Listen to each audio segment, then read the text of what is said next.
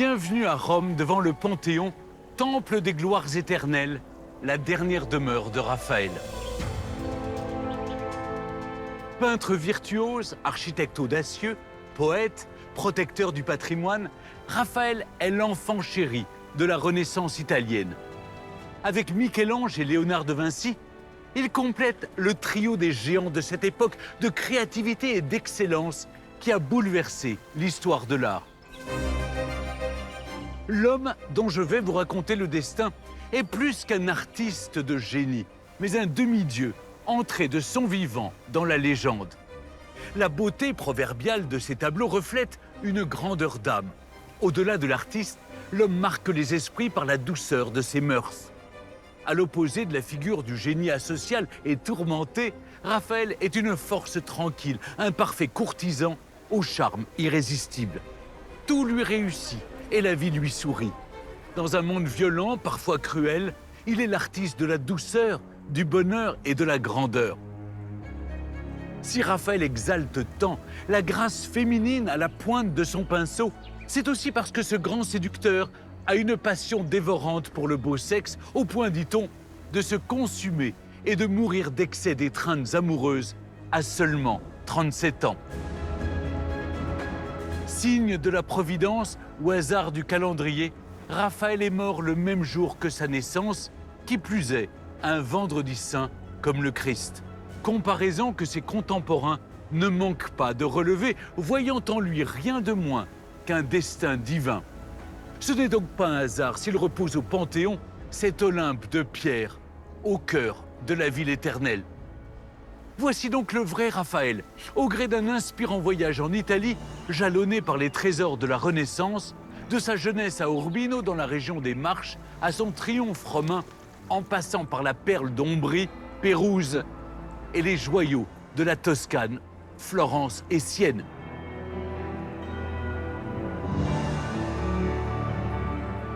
Nous allons explorer de merveilleux palais et des églises spectaculaires, en particulier au Vatican, qui abrite d'inestimables témoignages de son génie. Secret d'Histoire va vous ouvrir les portes de lieux fermés au public afin de percer les mystères de cet homme si sensible à la beauté sous toutes ses formes. Raphaël, le prince des artistes. Le 6 avril 1520, Raphaël a 37 ans et il est à l'agonie. Raphaël a une fièvre très inquiétante parce qu'elle ne semble pas baisser. Raphaël comprend très vite que le moment de la fin est venu. Le grand maître n'a plus que quelques heures à vivre. Et pourtant, jusqu'à son dernier souffle, une mystérieuse femme l'obsède.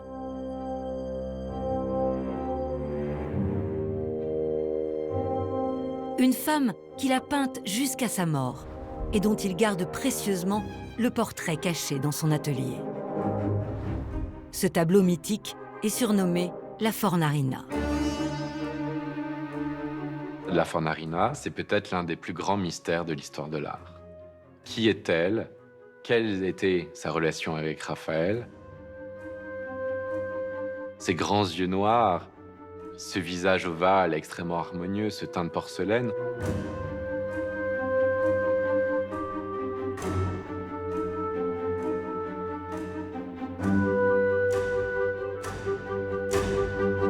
C'est pas seulement une relation sexuelle, mais c'est aussi celle qui l'a incité à inventer une sorte d'idée de beauté de la femme. C'est vraiment à partir de sa beauté singulière qu'il aurait imaginé cette image merveilleuse de la femme telle qu'on la voit dans la Madone Sixtine.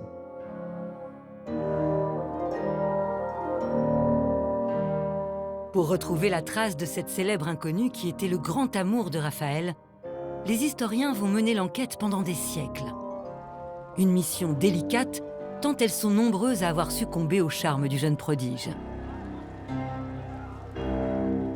Non seulement c'était un homme doué de ses mains, et en même temps, manifestement, c'était aussi un bel homme. Il a un visage un peu long, il a des traits harmonieux, il a des grands yeux, à la fois pensifs, mais peut-être aussi déterminés. Et puis c'est manifestement quelqu'un qui faisait attention aussi à son habillement, à sa façon de se vêtir et à sa coiffure aussi avec ses très beaux cheveux longs. C'est quelqu'un de très soigné, bonne manière, raffiné, élégant. Au-delà de ces autoportraits, la science nous donne une idée précise du visage de Raphaël. Il a été reconstitué en 3D grâce à ses ossements exhumés en 1833 au Panthéon, à Rome. C'était un bel homme, comme on peut le voir sur ce buste. La seule chose qui diffère de ses autoportraits, ce sont ses traits un peu plus marqués. Par exemple, on voit clairement qu'il y a une sorte de proéminence au niveau du menton. On peut dire qu'il était prognate. Dans ses peintures, cela ne se remarque pas, car Raphaël se tient toujours de côté, avec une lumière rasante sur sa mâchoire.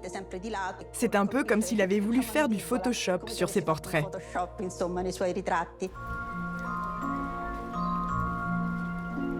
Ce physique avantageux est doublé de qualités humaines rares chez les artistes de l'époque.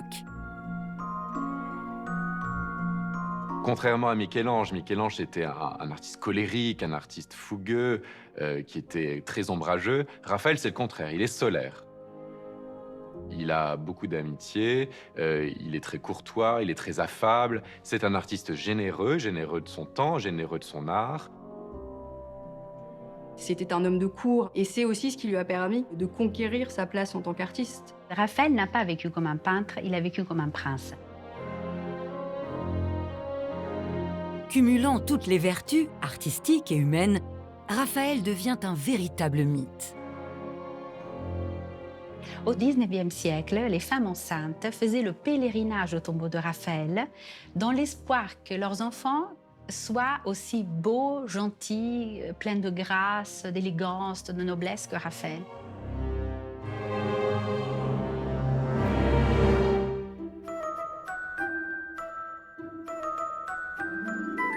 Peintre du pape, favori des grands mécènes de l'époque, Raphaël va, en 3 décennies, réaliser une quantité incroyable de chefs-d'œuvre.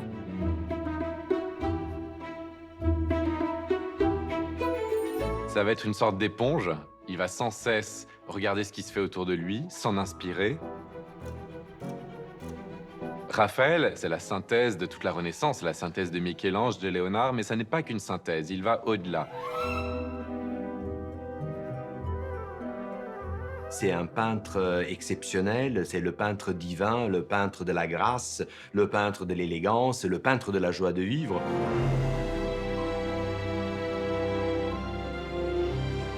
Aujourd'hui encore, certaines de ses œuvres nous paraissent familières, même si on ne sait pas finalement exactement de quelle peinture il s'agit, ou même parfois on ne sait pas qu'il s'agit d'une œuvre de Raphaël, mais ces œuvres sonnent comme des modèles que les Européens ont dans l'œil jusqu'à aujourd'hui.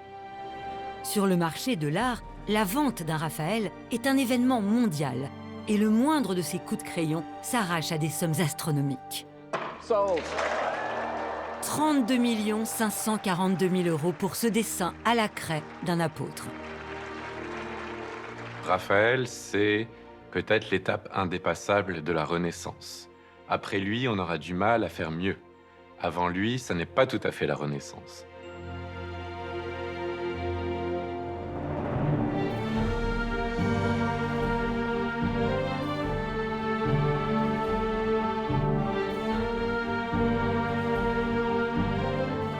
Le Panthéon de Rome, c'est le Saint des Saints, un sanctuaire qui concentre toutes les forces de l'histoire italienne. Édifié au 1er siècle avant Jésus-Christ, au début du règne d'Auguste, incendié puis rebâti sous Hadrien, il est à l'origine un temple dédié à toutes les divinités païennes, d'où son nom.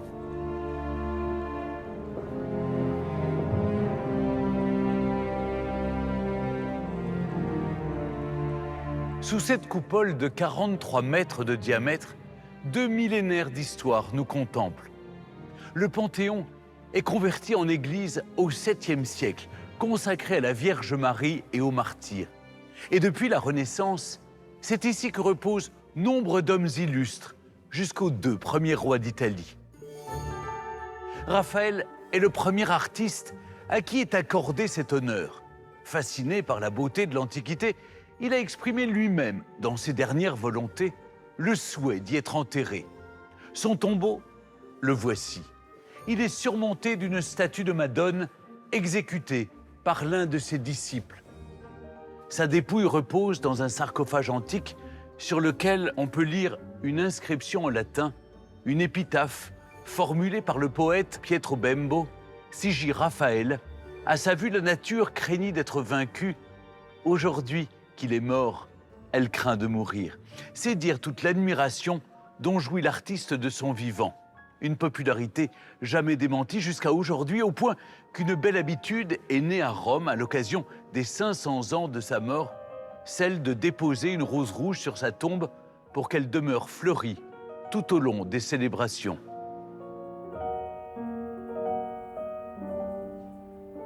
Ce tombeau de Raphaël, qui voisine avec celui des princes au Panthéon, a de quoi nous étonner. Comment, au début du XVIe siècle, un artiste fauché dans la fleur de l'âge a-t-il pu atteindre un tel niveau de prestige? Rien n'est joué d'avance lorsqu'il voit le jour dans la ville d'Urbino.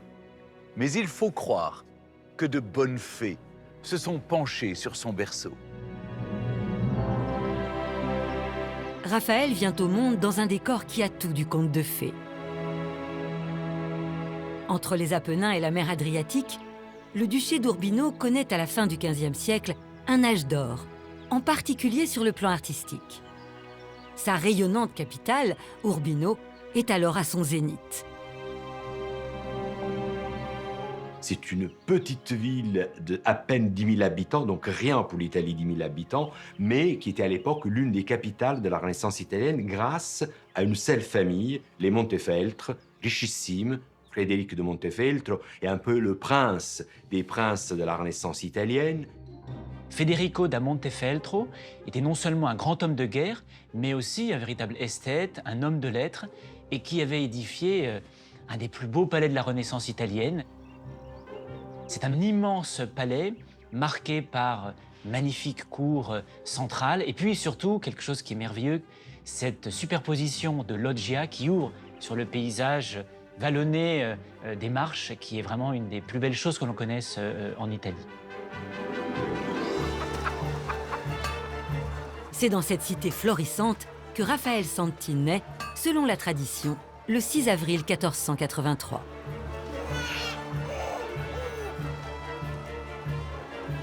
Raphaël, sans son contexte de naissance, ne serait pas Raphaël. Il est né au bon moment, au bon endroit. Son père n'était pas n'importe qui. Giovanni Santi, le père de Raphaël, était un artiste tout à fait réputé à Urbino. En fait, c'était celui qui était à la tête de l'atelier le plus important du duché d'Urbino. Et sa mère, on sait peu de choses en fait. Elle s'appelait Magia Ciarla et c'était la fille d'un marchand, sans doute un milieu assez aisé, et il semble qu'elle a eu un rapport très fort avec son fils. C'est vraiment l'enfant, le fils tant attendu, tant voulu. Et Giovanni Santi prend une décision qui peut être un peu surprenante pour l'époque, pour une famille aussi aisée. Décide de ne pas envoyer son fils chez une nourrice, mais de le faire nourrir par sa propre mère. Cela parce qu'on croyait qu'à travers le lait maternel, l'enfant pouvait acquérir les valeurs, la vigueur, la noblesse de la famille. Donc, Giovanni a déjà un projet pour son fils, une destinée. Son fils doit devenir un grand, pas un empereur d'un État, mais il doit devenir l'empereur de la peinture. La maison natale de Raphaël existe encore aujourd'hui. Située au cœur du bourg médiéval d'Urbino, elle témoigne d'une enfance privilégiée. Ce mur-ci, on vu le petit Raphaël qui était un petit enfant qui jouait avec ses amis ici, dans cette petite cour. La maison de Raphaël est presque un temple. C'est le lieu où se garde la mémoire de ce peintre comme quelque chose de sacré. Dans les salles de la maison de Raphaël, on trouve une idée de l'espace au moment de la Renaissance.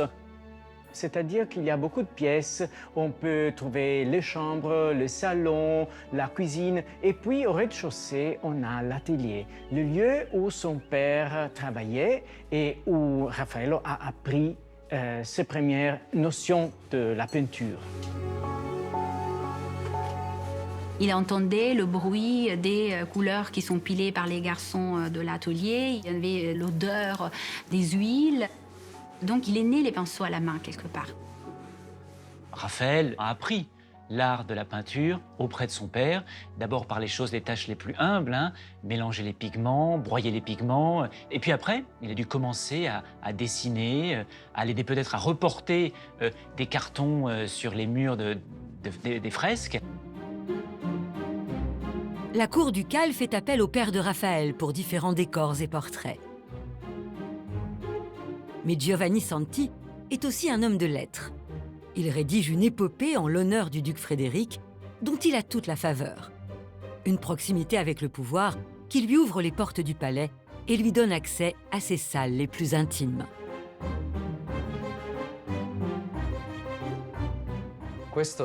Voici le joyau du palais. C'est le cabinet d'études, le lieu le plus secret de Frédéric de Montefeltro. Il représente symboliquement les grandes aspirations de cet homme guerrier, mais aussi philosophe, lettré et protecteur des arts.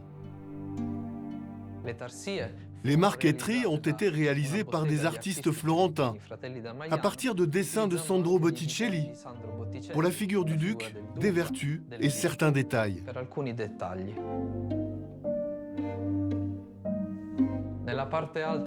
Dans la partie supérieure, nous pouvons admirer 28 portraits d'hommes illustres. Ils représentent des pères de l'Église, des penseurs, des scientifiques et des grandes figures de l'Antiquité comme Aristote ou Platon, mais aussi des auteurs de littérature comme Dante, Pétrarque ou encore Virgile. Toutes ces figures qui inspiraient Frédéric et dont il possédait des écrits dans sa bibliothèque. Il les rangeait par exemple ici, à l'intérieur des compartiments secrets de ce cabinet. On peut imaginer que le petit Raphaël, accompagnant son père Giovanni Santi, est venu visiter ce cabinet. Il a sans doute été très impressionné par cette vision d'homme illustre, trônant dans l'intimité du seigneur d'Urbino. À la mort de Frédéric, son fils, Guidobaldo de Montefeltro, hérite du duché. C'est sous le règne de cet homme féru de culture que grandit Raphaël. Le jeune Raphaël, auprès de son père, a non seulement appris les arts, mais aussi les codes des cours italiennes. C'est en quelque sorte une introduction à sa vie future. On pourrait dire que Raphaël, il est déjà bien placé sur la roue de la fortune et en fait, il y restera à peu près jusqu'à sa mort. Mais la roue de la fortune est parfois capricieuse. Raphaël n'a que 8 ans quand sa mère décède. Et 3 ans plus tard, son père la suit dans la tombe. À peine sorti de l'enfance, Raphaël doit voler de ses propres ailes. Raphaël a vécu des traumatismes profonds, surtout dans son enfance. Des traumatismes qu'il a su dépasser et qui sont devenus peut-être aussi la force de sa vie. On ne voit jamais Raphaël être déstabilisé par les situations de la vie, mais parce qu'il a dû très vite devenir adulte. Nul n'est prophète en son pays. Vers l'âge de 15 ans, Raphaël prend son bâton de pèlerin en quête de nouvelles commandes. Il s'installe à Città di Castello, où il va connaître ses premiers succès pendant près de 2 ans. Città di Castello, d'un point de vue géographique, se trouve dans un endroit assez stratégique parce qu'elle est entre la Toscane, les Marches et l'Ombrie.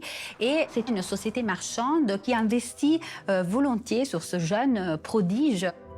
Les familles de marchands, les plus importantes de Città di Castello, vont lui commander des retables très ambitieux, d'ailleurs, vraiment des grands tableaux d'église. À Città di Castello, le palais Vitelli conserve une œuvre attribuée au jeune Raphaël pendant cette période. Il s'agit d'une bannière de procession peinte sur 2 faces, l'étendard de la très sainte Trinité. C'est une œuvre malheureusement un peu abîmée, mais qui est très précieuse parce que on voit vraiment la première œuvre de Raphaël avec des scènes narratives, notamment la création d'Adam et Ève, qui est donc pratiquement la première histoire peinte par Raphaël. Considéré comme un maître à seulement 17 ans, c'est probablement à cet âge-là qu'il esquisse son premier autoportrait. Un dessin qui en dit long non seulement sur son apparence, mais aussi sur son assurance. C'est l'image d'un jeune homme réservé, calme, et là on rejoint cette qualité extraordinaire qui est celle de la sprezzatura. Cette sprezzatura, c'est quelque chose qui, l'homme doit toujours garder une distance par rapport aux événements, aux autres choses. Il ne faut jamais tomber dans l'excès. On a déjà l'impression qu'il incarne l'idéal du parfait courtisan de la Renaissance. Âgé d'à peine 17 ans, Raphaël prend son envol avec succès. Mais sa réputation croissante ne lui monte pas à la tête. Le prodige d'Urbino sait qu'un long chemin reste à faire pour atteindre le sommet. Il se lance alors dans une série de voyages en Italie centrale à la rencontre des maîtres de la Renaissance.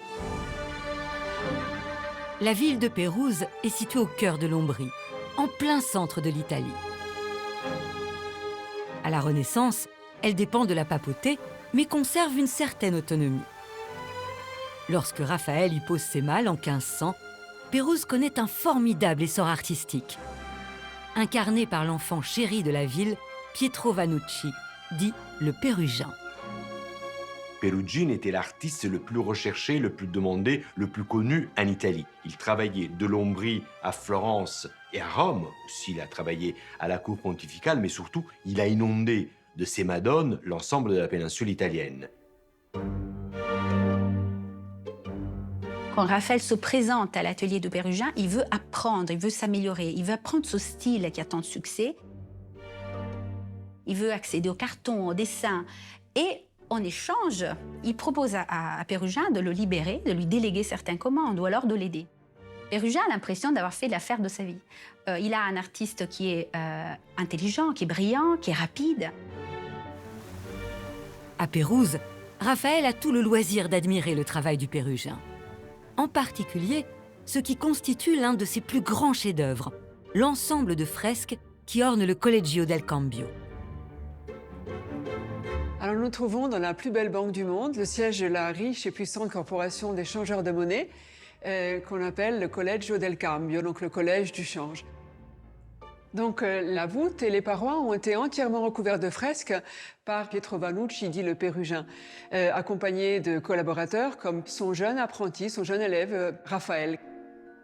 Pérugin essaie d'unir les valeurs de l'Antiquité avec les vertus cardinales et les valeurs du monde chrétien. Les changeurs de monnaie, les banquiers sont tellement satisfaits de ce travail qu'ils vont demander au Pérugin de peindre son autoportrait dans un cadre. Et nous le voyons ici. Pour la première fois, un peintre est représenté comme un notable, comme un personnage important, un intellectuel et non plus un travailleur manuel. Il signe même dans le petit panneau juste en dessous, il signe Pierre Pérugin, peintre remarquable, peintre éminent.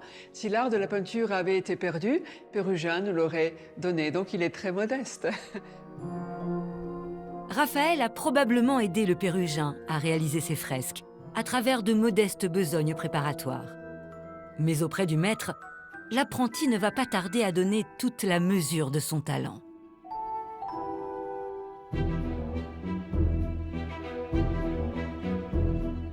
Ce qui est vraiment fascinant avec Raphaël, c'est sa capacité à récupérer un style et en même temps à se l'approprier tant qu'il arrive, qu'il parvient à l'améliorer. Et c'est ce qui se passe avec Pérugin. Et ça, la plus belle illustration, c'est le mariage de la Vierge. Raphaël avait vu Pérugin travailler à son mariage de la Vierge. Il l'avait vu réfléchir, Pérugin, sur ça, faire des cartons, des dessins. Chez Pérugin, on voit Joseph et Marie, derrière un grand temple central, une très belle architecture. Raphaël trouve l'idée magnifique, il la récupère, mais premier coup d'œil, on a l'impression que c'est la même chose, et en réalité, c'est déjà beaucoup mieux.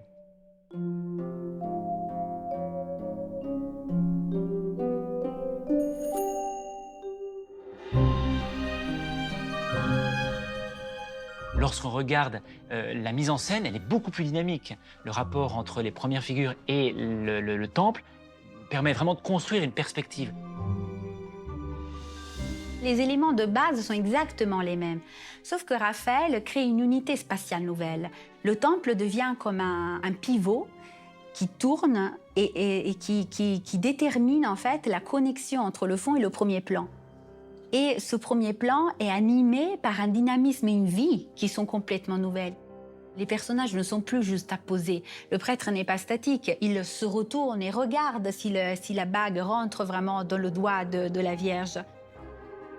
Raphaël reprend l'idée de la frise de Pérugin, mais vient la bousculer, avec notamment ce très célèbre personnage en histoire de l'art du prétendant qui casse sa flèche sur son genou au premier plan.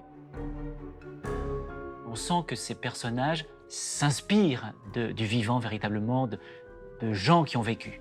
Tous ceux qui regardaient, vous voyez les deux tableaux l'un à côté de l'autre, pouvaient voir le passé et le futur. L'élève a dépassé le maître. Mais Raphaël va placer la barre encore plus haut. C'est à Sienne que l'attend un nouveau défi. La petite République toscane, rivale de Florence, jouit d'un patrimoine artistique considérable, à commencer par sa majestueuse cathédrale qui domine toute la ville.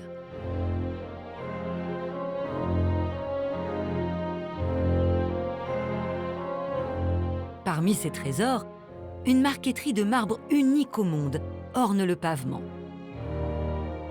Des artistes de renom, comme Donatello ou Michel-Ange, ont contribué au décor. Et quand Raphaël arrive en 1502, c'est au tour du Pinturicchio d'apporter sa pierre à l'édifice. Pinturicchio aussi est un artiste qui était très important à l'époque. Il a travaillé pour les papes, il a travaillé pour le pape Alexandre VI Borgia, et il reçoit une commande importante dans la cathédrale de Sienne.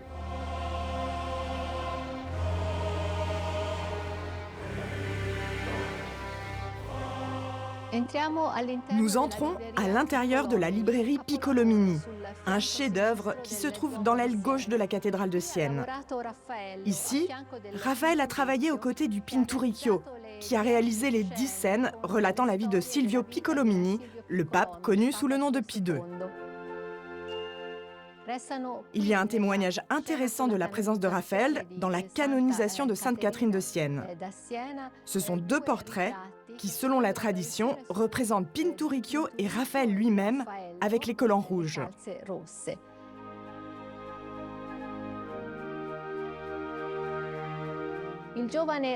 Le jeune Raphaël était l'assistant du Pinturicchio.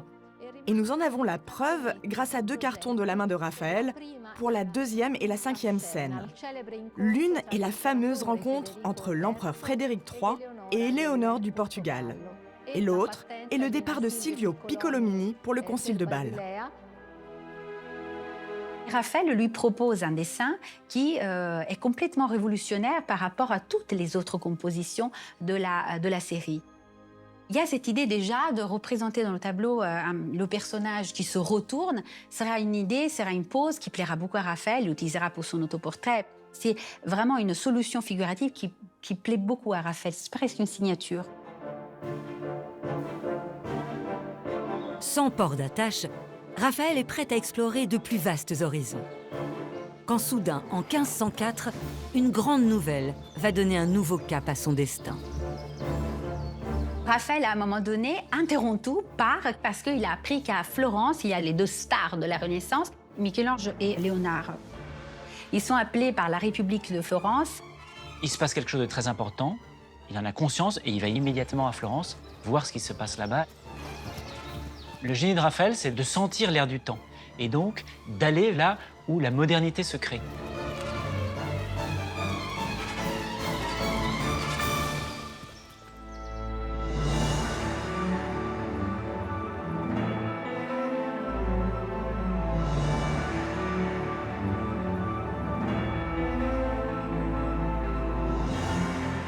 En 1503, à l'aube d'un nouveau siècle riche de promesses, Raphaël a tout juste 20 ans.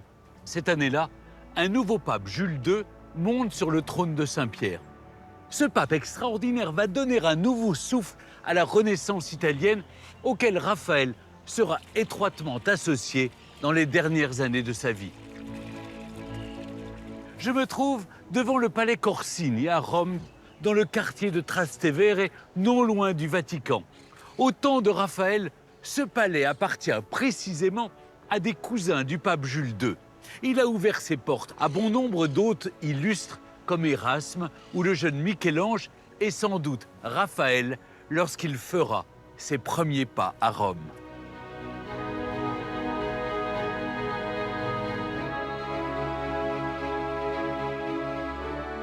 Construit au XVe siècle, le palais Corsini connaît des aménagements au fil du temps.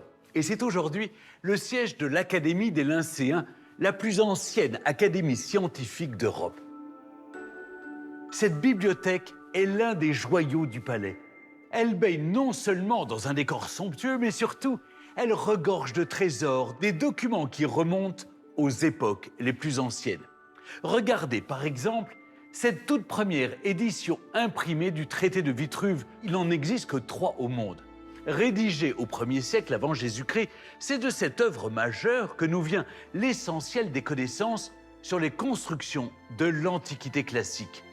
Et l'on sait que Raphaël, qui se passionne très tôt pour l'architecture antique, a étudié en profondeur ce traité au point de demander une traduction en langue vulgaire.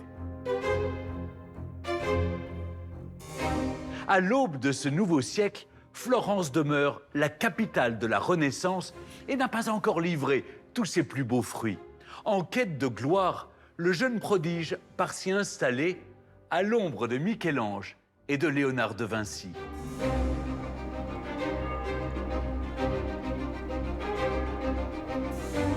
Le jeune homme arrive à Florence, il a 21 ans, il a soif. Il a soif de connaissances, il a envie d'étudier, de rencontrer l'élite florentine. Dans la cité toscane, Raphaël doit vite se faire un carnet d'adresses. Cela passe par la vie mondaine où les grands mécènes sont à l'affût des nouveaux talents. L'un d'entre eux, le banquier Giuliano Gondi, a construit en plein cœur de la ville un somptueux palais que fréquentent de nombreux artistes. 5 siècles plus tard, le descendant direct du mécène occupe encore les lieux. C'était un devoir pour une grande famille ou pour des banquiers, pour qui gagnait beaucoup d'argent, c'était un devoir de donner une partie de l'argent pour la culture. C'était l'Église qui l'avait dit que les personnes qui avaient beaucoup d'argent, une partie de l'argent qu'ils gagnaient, ils devaient donner pour la civilisation, pour la culture. Et tout ça, ça l'a fait devenir la Renaissance florentine. Ça, c'était vraiment un moment formidable. Construit à la fin du XVe siècle, le palais Gondi permet de se faire une idée de cette Renaissance florentine, où Raphaël cherche à se faire une place. Rompant avec l'architecture médiévale plus austère, le palais est taillé sur mesure pour un nouvel art de vivre. C'est une manière de vivre les palais dans une autre manière, plus ouvert, plus fait pour recevoir les personnes, et pour recevoir des très grands personnages. Giuliano Gondi recevait Leonardo da Vinci, Michel-Ange, et certainement le jeune Raphaël il est arrivé ici, et là, il a pu entrer en contact avec toutes les grandes familles de Florence. La Florence de la Renaissance n'a Dieu que pour les 2 grands maîtres, dont le talent a de quoi intimider Raphaël. Raphaël a la chance de voir les œuvres de Michel-Ange, notamment le monumental David. C'est vraiment la découverte d'un nu monumental parfaitement représenté. Il va découvrir la puissance d'une expression terrible. On a appelé ça la terribilità, la profondeur des sentiments exprimés par un visage vraiment grave.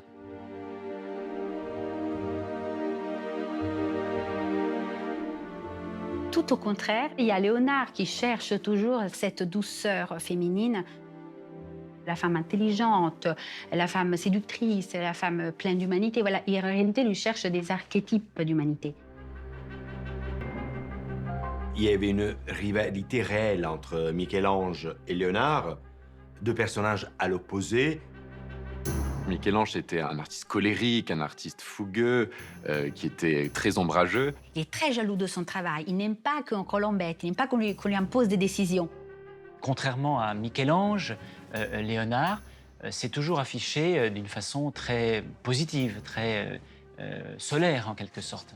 Et c'est un homme élégant, qui a des mœurs tout à fait agréables. En cette année 1504, les deux rivaux ont une occasion historique de s'affronter face à face au palais de la Seigneurie. La République leur a confié la décoration de la salle des 500, cœur du pouvoir florentin. Chacun doit exécuter une fresque relatant des hauts faits d'armes. La bataille d'Anghiari pour Léonard et la bataille de Cascina pour Michel-Ange. Un duel au sommet, sous les yeux du jeune Raphaël.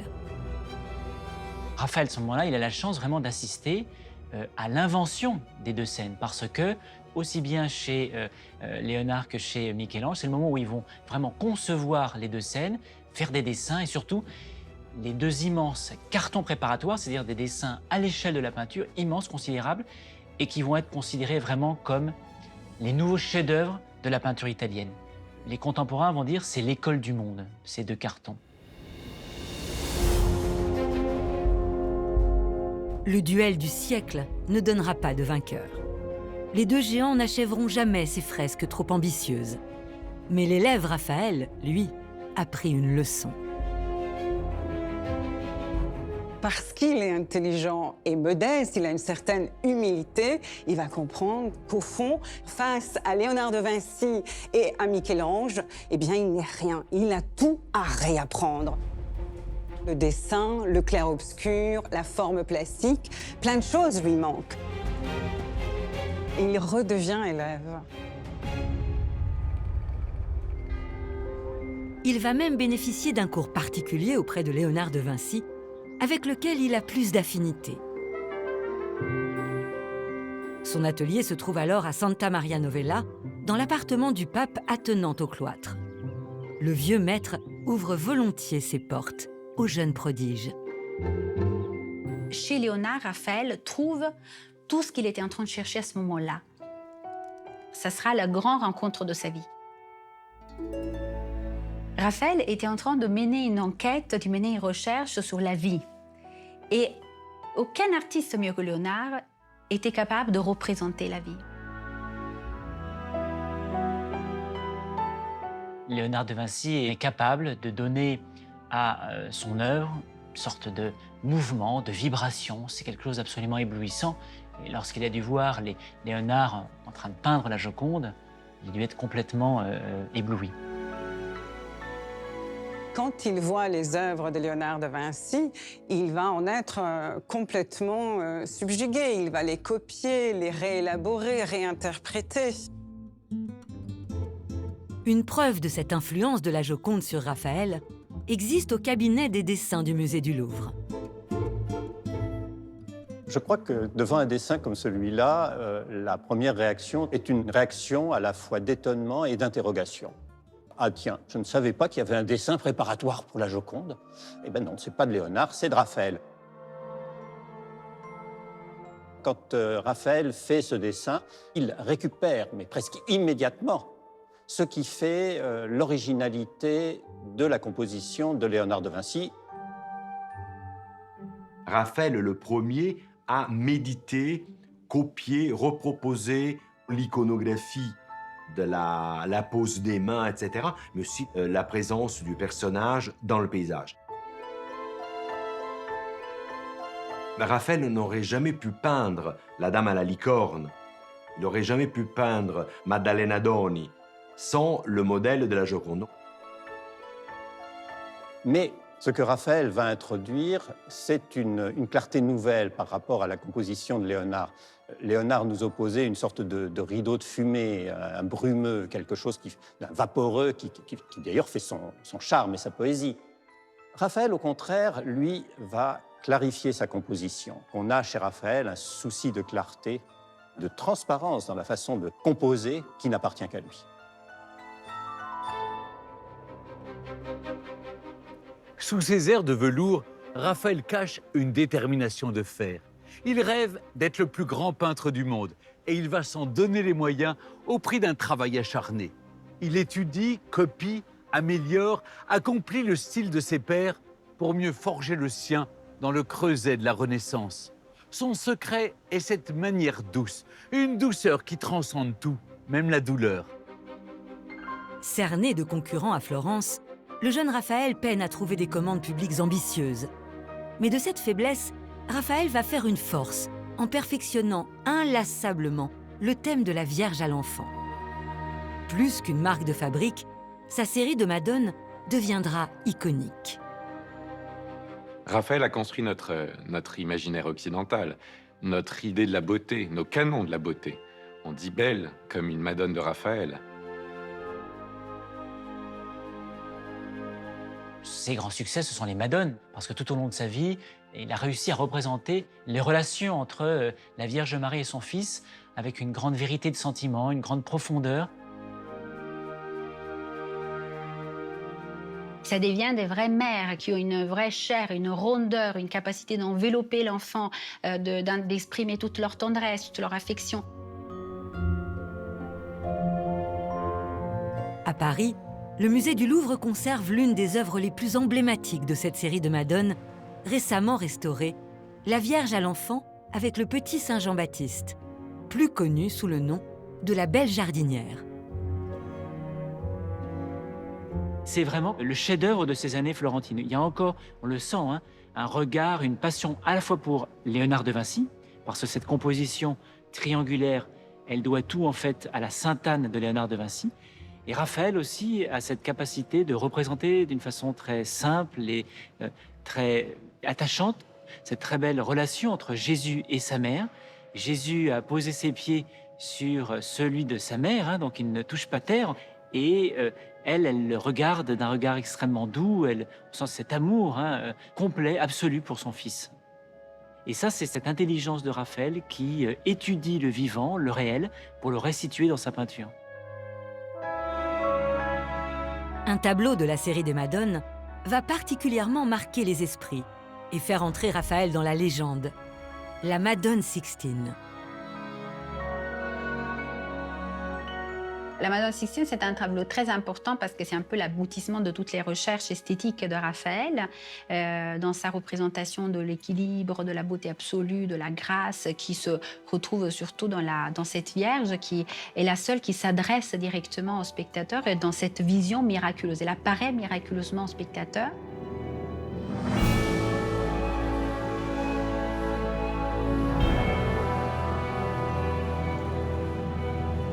Mais à la surprise du spectateur et du fidèle, face à ce miracle, correspond l'attitude des deux petits angelots qui sont au premier plan, qui sont presque ennuyés.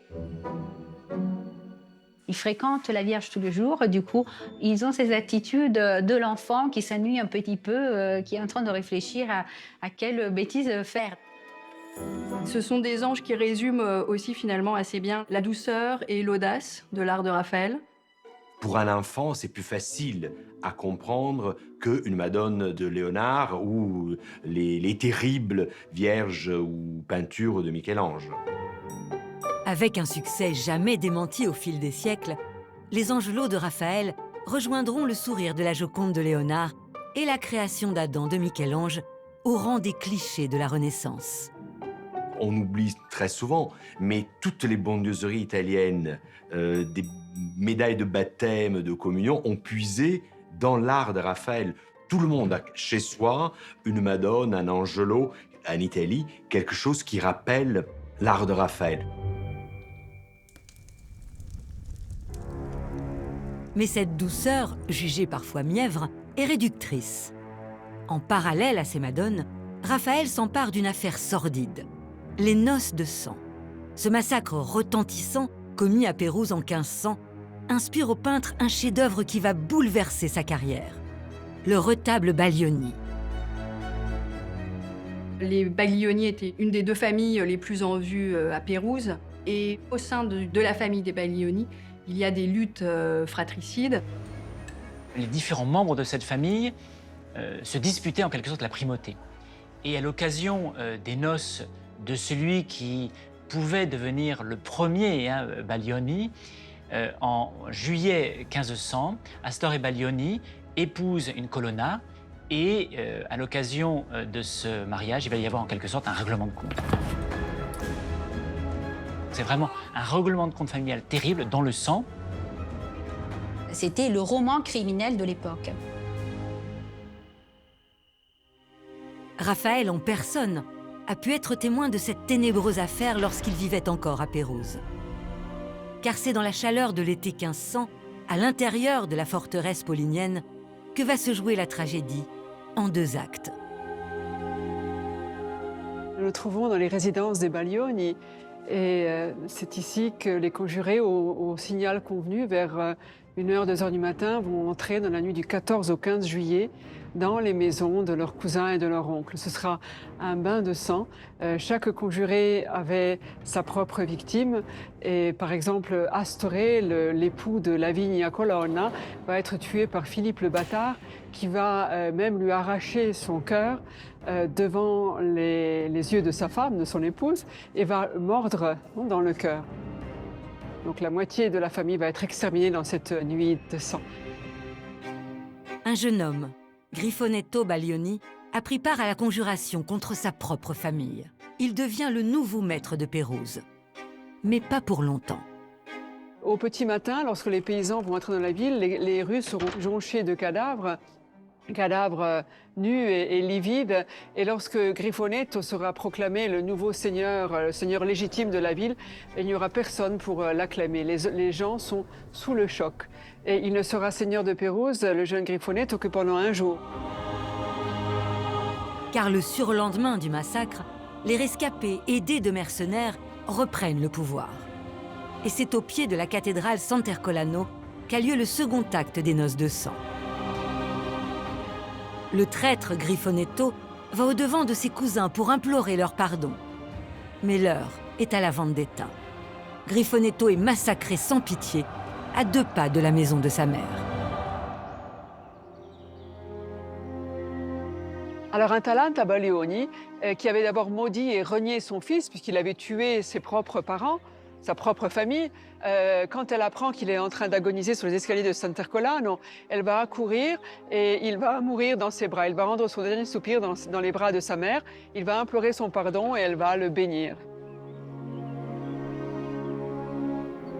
C'est elle qui, 5 ans plus tard, va commander à Raphaël, qui était présent d'ailleurs dans la ville à l'époque des noces de sang, c'est elle qui va donc commander ce tableau à Raphaël, une déposition de croix pour orner le tombeau de son fils Griffonetto et pour lui rendre hommage.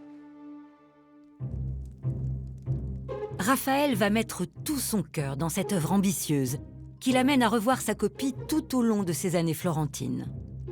Le cabinet des dessins du Louvre possède une étude qui permet de comprendre comment l'artiste se surpasse et même se réinvente. Il va d'abord penser à ce que nous voyons là, une image méditative de réflexion sur le corps du Christ. L'image symbolique, évidemment, du jeune Griffonetto qui doit obtenir sa rédemption. Et petit à petit, Raphaël, qui n'est pas le peintre doucereux que l'on imagine aujourd'hui, qui est un artiste énergique, Raphaël va introduire ce que la commande imposait de violence. Et d'une image comme celle-ci, très apaisée, très sereine, il va passer à une composition pleine de tension. Ça ne sera plus une déploration sur le Christ mort, mais un Christ porté au tombeau, dans l'affliction, affliction de sa mère. Très rapidement, les contemporains ont voulu y voir les portraits, les protagonistes de cette scène tragique, et en quelque sorte retranscrite dans cette mise au tombeau. C'est un acte consolatoire, parce que cette mère qui regarde ce tableau découvre une sorte d'antidote à la douleur. Atalanta Baglioni a vécu le traumatisme peut-être le plus dur qu'une femme puisse traverser dans sa vie, la perte d'un enfant. Et donc, dans la beauté de ce monde que Raphaël recrée, il y a une clé de survie pour l'être humain face au chagrin de la vie. Grâce à ce chef-d'œuvre, la réputation de Raphaël franchit les frontières et parvient jusqu'aux oreilles du pape Jules II, à l'affût des dernières nouveautés. Une aubaine pour Raphaël en quête de nouveaux défis. Raphaël sent sans doute que les choses tournent. Le grand chantier à venir ne se situe plus à Florence, mais à Rome, à la cour pontificale de Jules II, qui est en train de mettre en œuvre un très grand chantier urbanistique. Et il n'hésite pas une seconde à quitter la Toscane pour rejoindre Rome.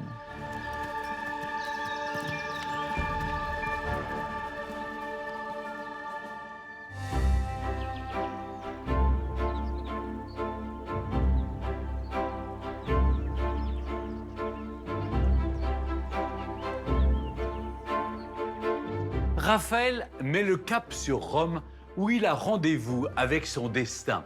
À l'image de la ville éternelle, où les époques s'entrelacent dans le paysage, le palais Corsini est un lieu chargé d'histoire. Voyez cette galerie, c'est un véritable cabinet de curiosités qui conserve son plafond à caissons du XVIe siècle et qui mêle de nombreux objets précieux. Des bronzes anciens, de la porcelaine française et des découvertes archéologiques. Regardez par exemple le long de ce mur, ce moulage du Code de Gortine, un très important recueil de lois gravé sur pierre en Crète au 5e siècle avant Jésus-Christ.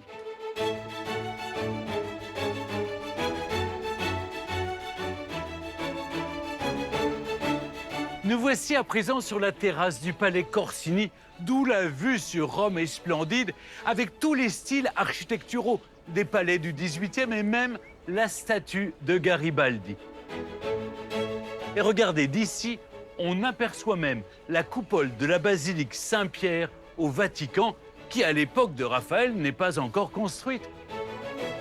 Lorsque Raphaël est appelé à Rome par le pape Jules II, la ville est en pleine transformation.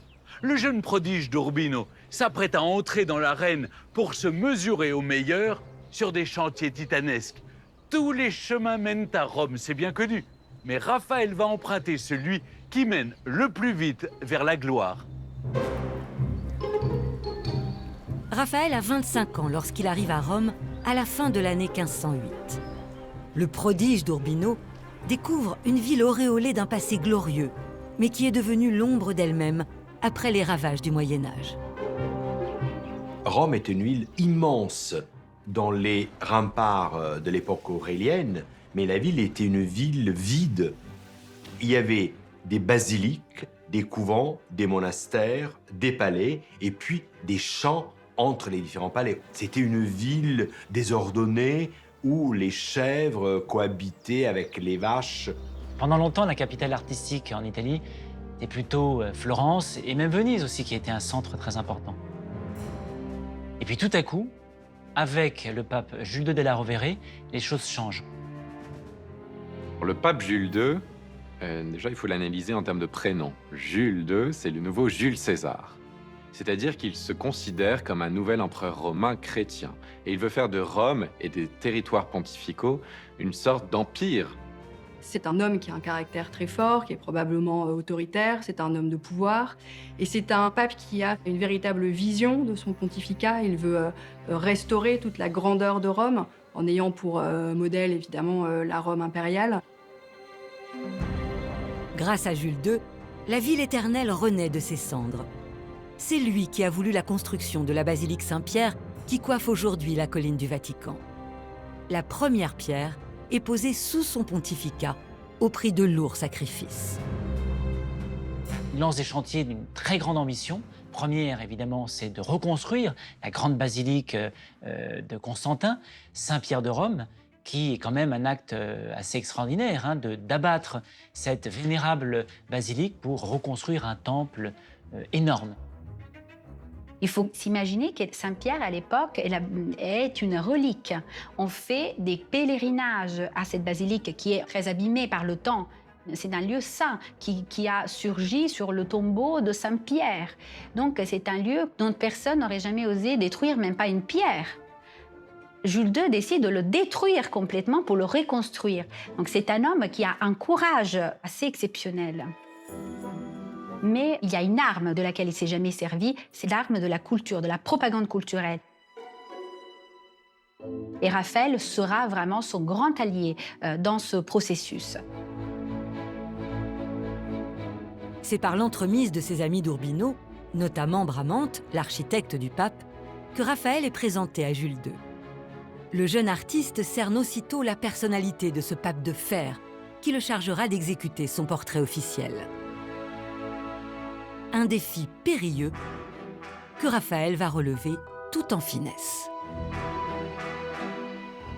On aurait attendu un portrait un peu du pape guerrier, difficile, colérique, et c'est au contraire une image plutôt très douce, un peu introspective qui est finalement choisie. Un pape qui ne nous regarde pas, qui est plongé dans ses pensées.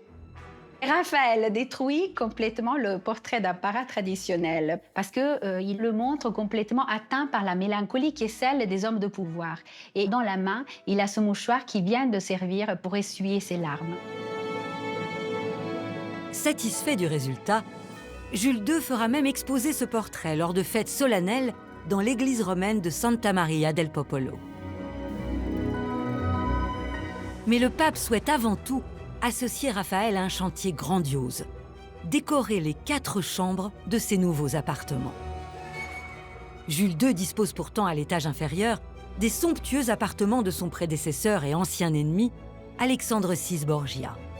Malgré les fastes et les couleurs éclatantes, le souvenir du pape le plus sulfureux de l'histoire hante encore les murs. Le pape, qui est superstitieux, Jules II, il ne veut pas habiter les appartements d'Alexandre VI Borgia, qui était tout neuf, qui était magnifique, peintre par Pinturic, donc très bien décoré. Mais on connaît les relations difficiles qu'elle avait entretenues avec la famille Borgia, la haine même entre les deux familles. Il est vraisemblable qu'il ait préféré vivre à l'étage du dessus et donc il a voulu avoir un appartement moderne qui illustre, je dirais, l'ambition de son pontificat.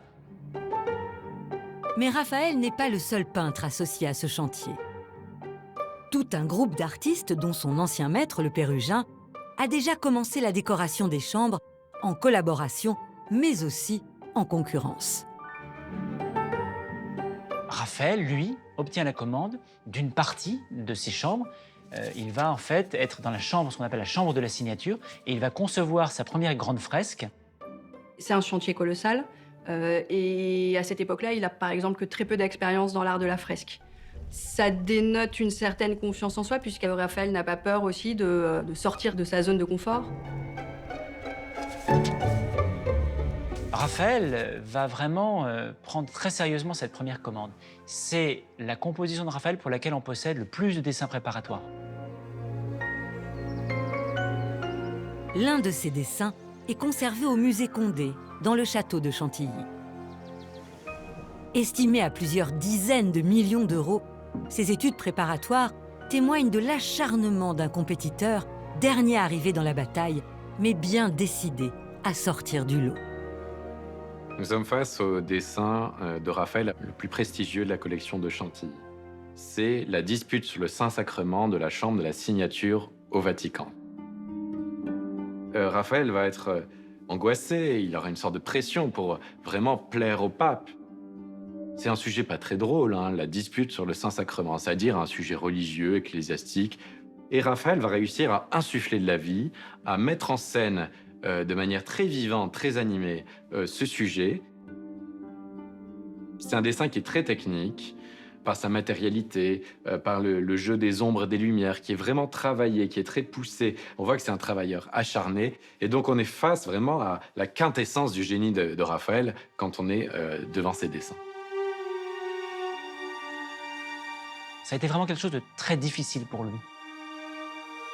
Il n'a cessé de modifier sa pensée. On sent qu'il était conscient que du succès de cette première fresque allait dépendre toute sa carrière. Et ça a été le cas.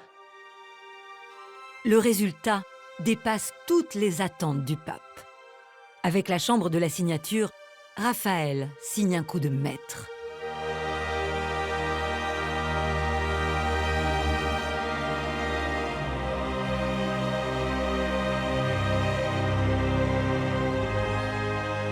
L'une de ces fresques attire tous les regards et devient aussitôt une icône de la peinture occidentale. L'école d'Athènes.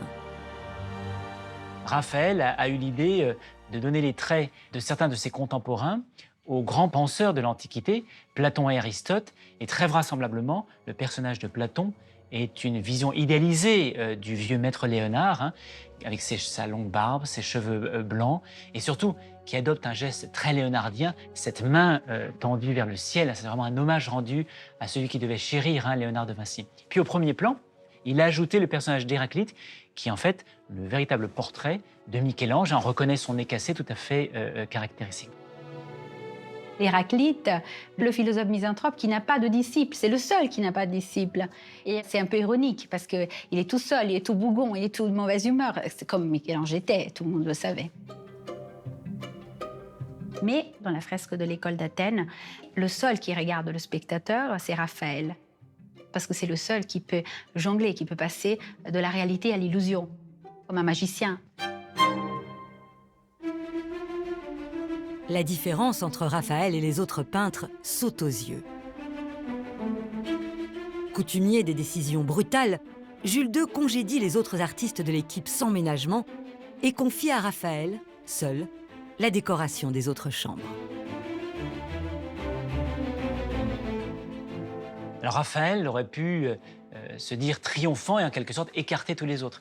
Mais c'est vraiment à l'opposé du caractère de cet artiste qui est au contraire quelqu'un qui est toujours soucieux des autres. Raphaël a une immense élégance, une immense noblesse, parce qu'il n'effacera pas le travail de Pérugin. Probablement, ça devait pas trop lui plaire, ce qui avait fait Pérugin. Il devait trouver ça un peu old-fashioned, pas très moderne. Et propose à Sodome de continuer à travailler avec lui dans les chambres. Il s'agit d'un geste d'une grande élégance parce que ça évite de créer des tensions inutiles entre artistes. La décoration des chambres du Vatican occupera Raphaël pendant 12 ans, jusqu'à la fin de sa vie. Ce cycle de 16 fresques monumentales sera sa consécration. À chaque chambre, l'artiste place la barre plus haut et son talent explose à la face du monde. L'une des scènes les plus saisissantes, c'est la libération de Saint-Pierre, où Raphaël, en plus dans une position très difficile, c'est une scène à contre-jour. Donc il faut imaginer que le soleil rentre par là et il imagine une prison éclairée par une torche. On voit l'ange libérant Saint-Pierre derrière le décor de grille. Et Raphaël a l'idée, en plus, d'associer les différentes sources lumineuses, non seulement des torches qui créent des effets d'ombre-lumière absolument extraordinaires, mais en même temps aussi, il invite une lumière nocturne, il y a la lune qui est en train de briller et qui crée des effets métalliques absolument merveilleux. C'est vraiment une scène absolument fascinante, très mystérieuse, très énigmatique, et on sent vraiment la présence du divin dans le monde terrestre. C'est éblouissant. Tandis que Raphaël triomphe avec les chambres de Jules II, un autre artiste travaille dans le même palais, un certain Michel-Ange. Dans la plus grande discrétion, le Florentin décore en solitaire l'immense plafond de la chapelle Sixtine.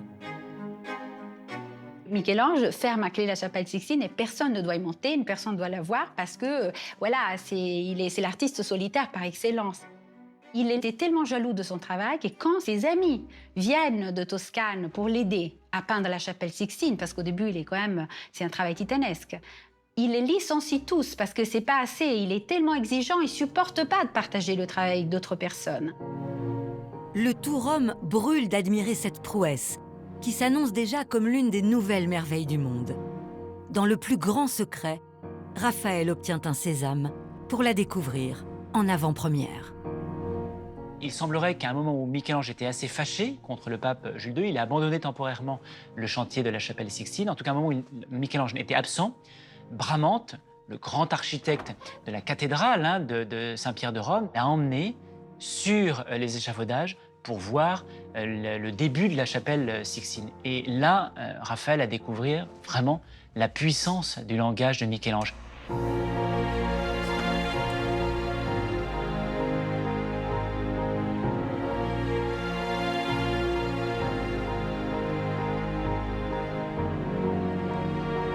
Raphaël est sous le choc. Raphaël change de style. On peut dire d'une façon très schématique, Raphaël devient beaucoup plus michelangelesque, parce qu'il a vu la voûte de la Sixtine. C'est à Rome, dans l'église Santa Maria della Pace, que l'on peut observer la soudaine influence de son terrible aîné sur Raphaël. Ces merveilleuses sibylles égalent les sibylles du plafond de la chapelle Sixtine, mais Raphaël cherche et a ajouté cette grâce des visages qui lui est parfaitement singulière, propre, et qui cherche à dépasser la terribilité des sibylles de Michel-Ange. Les sibylles de Michel-Ange sont des sibylles masculines. Michel-Ange avait un peu un problème avec le corps de la femme, parce que la femme de Michel-Ange est une femme musclée avec des seins. Mais malgré tout, Michel-Ange le dira plus tard, que finalement Raphaël a tout pris de lui, parce qu'il devait être sans doute un peu jaloux de voir l'étoile de Raphaël lui porter un peu ombrage. C'était une atmosphère horrible. C'était vraiment un monde de violent presque. Et Raphaël ne cède jamais à ces grossièretés-là. Même quand on lui rapporte des critiques de ses collègues, il se laisse jamais. Il répond toujours avec le sourire. Il répond toujours avec élégance, avec ironie. Il y a un proverbe français qui est très adapté à sa personnalité et qui dit que la bave du crapaud ne touche pas les ailes de la blanche colombe. Raphaël n'a pas encore 30 ans et il a déjà mis Rome à ses pieds. Et cela ne fait que commencer. Tout ce qu'il touche, il le relève et le fait vivre d'une vie nouvelle, écrira Delacroix. Avec Raphaël, la ville éternelle renaît de ses cendres. Rome devient la nouvelle Athènes. Au début de l'année 1513, le redoutable Jules II rend son âme à Dieu et laisse le Saint-Siège à Léon X. Premier pape florentin de l'histoire, fils de Laurent de Médicis, Léon X est un homme pacifiste et généreux qui consacre la renaissance de Rome. Pendant le pontificat de Léon X, on organisera des événements inoubliables dans la ville, des cortèges, des fêtes, des feux d'artifice, des spectacles. Le peuple est émerveillé par tout ce déploiement de richesses, de volupté et de luxe. Pour Raphaël, le succès continue. Léon X lui commandera un portrait officiel où le génie atteint des sommets dans la maîtrise des couleurs et des draperies. Mais celui qui mise en particulier sur le talent du prodige, c'est le puissant banquier du pape, Agostino Chigi. Agostino Chigi, c'est l'homme le plus riche de Rome. On dit qu'il a plus d'argenterie que toute la noblesse romaine réunie. C'est un homme extrêmement cultivé, raffiné, issu d'une des plus prestigieuses familles de l'aristocratie siennoise, les Chigi. Donc il trouve dans Raphaël celui qui est capable de transformer ses rêves en peinture. Agostino Chigi lui permet d'expérimenter de nouveaux domaines artistiques à travers la construction de sa chapelle funéraire au sein de l'église Santa Maria del Popolo. Ici, Raphaël conçoit tout le décor du sol au plafond, jusque dans les moindres détails.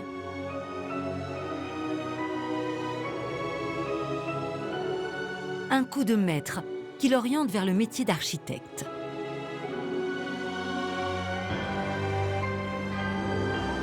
Et c'est à Florence que l'on peut encore admirer un palais privé conçu par Raphaël, singulier à bien des égards. Bienvenue au palais Pandolfini. C'est non seulement l'unique palais conçu par Raphaël hors de Rome, mais c'est aussi le seul qui est resté sans interruption jusqu'à nos jours, la demeure de la même famille.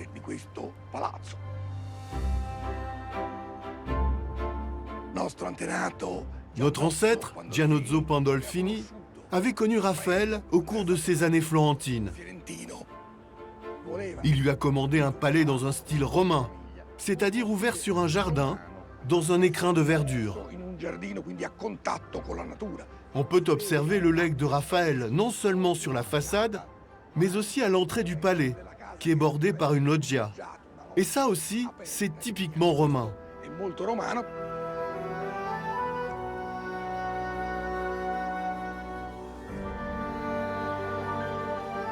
Le palais baigne ainsi dans une atmosphère à la fois florentine et romaine. C'est vraiment raphaëlesque.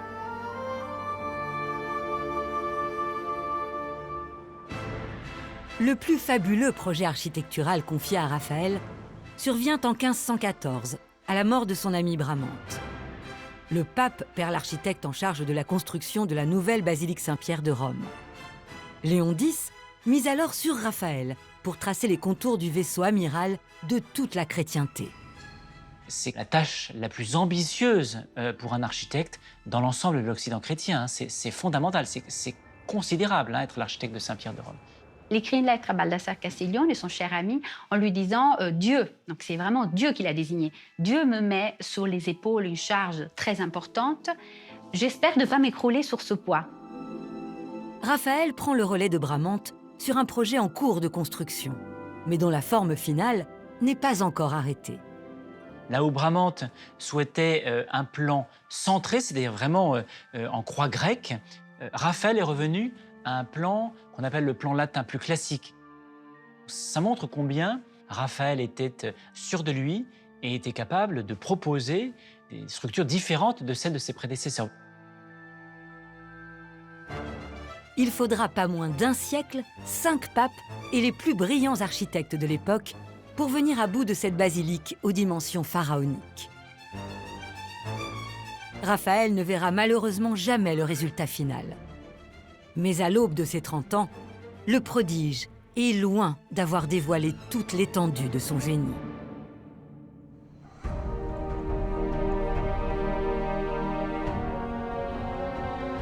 À Rome, Raphaël donne toute la mesure de son talent.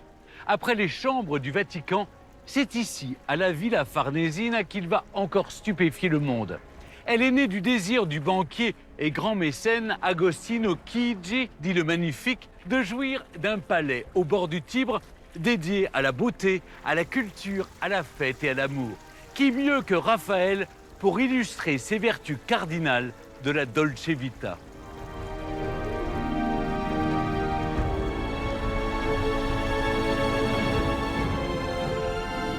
Nous entrons dans la loggia dite de Galatée.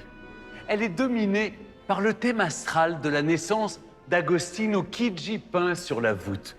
C'est sans doute ici que naît la grande rivalité entre Raphaël et Sebastiano del Piombo, ce peintre vénitien ami de Michel-Ange, excellent coloriste, qui est mis lui aussi à contribution pour les fresques de cette première loggia. Ce sont des scènes, des métamorphoses de vide.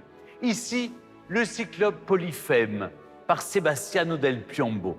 Il semble regarder avec jalousie le triomphe de Galatée, la jolie nymphe que Raphaël représente juste à côté, avec une grâce désarmante, montrant ici toute sa maîtrise des codes antiques et, disons-le, sa supériorité.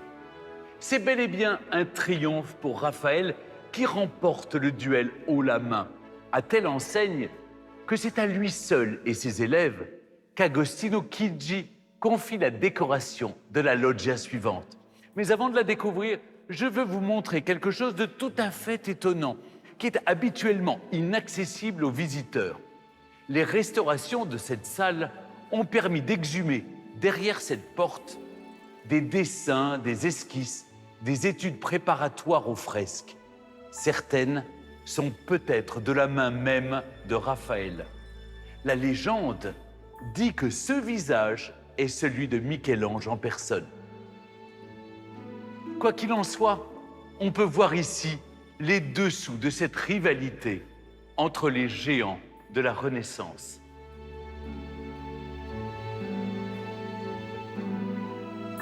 Voici la loggia dite de Psyché. C'est une pure merveille. Admirez la parfaite harmonie entre peinture et architecture, avec ces arcades ouvertes sur l'extérieur qui laissent entrer la lumière. Les guirlandes végétales donnent l'illusion que le jardin s'invite dans cet espace pour enchâsser chaque épisode de la légende de Psyché. Cette loggia est une ode à la sensualité et à l'amour jusque dans les moindres détails. Dans le foisonnement de végétaux, dont certains proviennent du Nouveau Monde, alors récemment découvert par Christophe Colomb. Certains légumes sont des allusions érotiques à peine voilées, comme ici, au-dessus du pendentif de Mercure.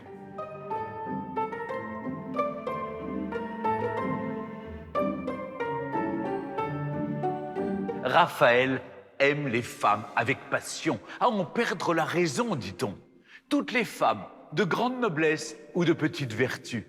Pour le prince des artistes, la Rome pontificale en pleine Renaissance a tout de l'Empire des Sens.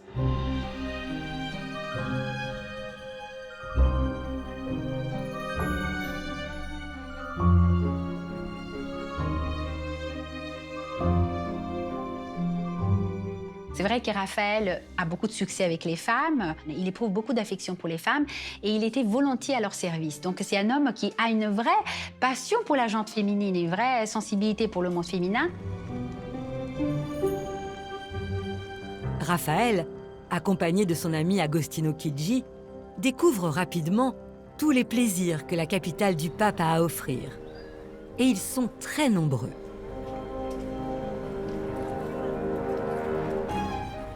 Rome, à l'époque de Raphaël, au début du XVIe siècle, ce n'est guère plus qu'un gros village de 55 000 habitants, mais il y a près de 5 000 courtisanes enregistrées.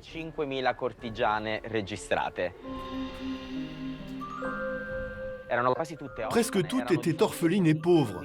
Elles aspiraient à une éducation, à avoir un mari et une famille. Elles sont donc venues à Rome parce qu'il y avait ici des gens riches et puissants. Il y avait le pape, il y avait des cardinaux et il y avait des nobles. C'était une excellente opportunité pour trouver une clientèle de haut rang.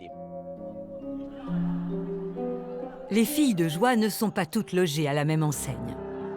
Les plus pauvres vendent leur charme dans la rue. On les appelle les prostituées à la chandelle. C'était des prostituées qui étaient payées sur la base du temps qu'elles passaient avec leurs clients. Elles marquaient un petit trait, une petite marque sur la bougie. Et quand le feu arrivait à cette marque, le temps était fini et le client payait et puis il partait. C'était normalement une demi-heure. Après, il y avait tout un monde à côté qui était celui des courtisanes, c'est-à-dire les prostituées qui peuvent sélectionner leur clientèle, qui sont très raffinées, cultivées. Ces femmes étaient tellement bien éduquées qu'elles étaient capables de citer Ovide, Virgile. Elles savaient jouer des instruments de musique. Et de nombreuses courtisanes étaient des chanteuses soprano ou des danseuses du ventre. C'était comme des geishas un peu japonaises, c'est-à-dire qu'elles organisaient des concerts, des dîners. C'était des femmes mondaines, on va dire, qui en plus fournissaient un service sexuel, si on peut ainsi dire. Raphaël, comme tous les artistes, préférait largement les courtisanes. La courtisane était libre. Elle pouvait regarder un homme droit dans les yeux. Elle pouvait avoir plusieurs partenaires. Elle pouvait vivre seule. Donc fréquenter une courtisane n'était pas considéré comme quelque chose de sale ou d'illégal. C'était simplement la recherche d'une relation plus intime.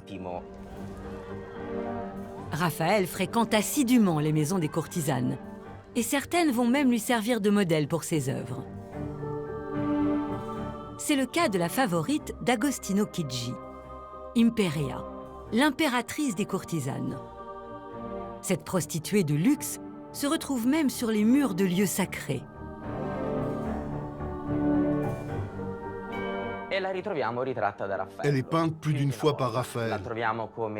Il la représente en Sibylle, la prophétesse, dans l'église Santa Maria della Pace. On la retrouve aussi en Galatée, dans la célèbre Villa Farnesina. Raphaël a beau être le peintre du pape, certaines de ses œuvres célèbrent l'érotisme sans complexe. Comment on peut expliquer ce côté charnel et sensuel?